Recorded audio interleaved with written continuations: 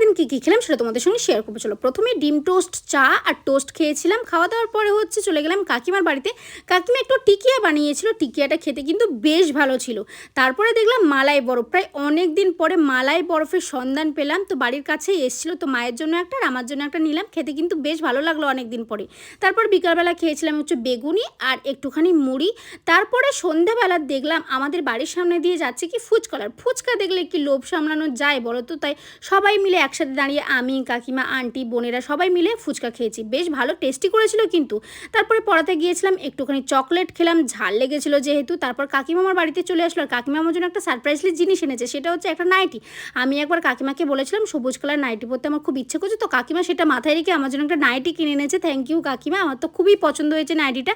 আর রাত্রেবেলা খেয়েছিলাম চিকেন কষা আর চিংড়ি ঝাল। তোমাদের কেমন লাগলো ভিডিওটা অবশ্যই কমেন্টে জানিও। আজকের মতো আসি, চলো, টাটা।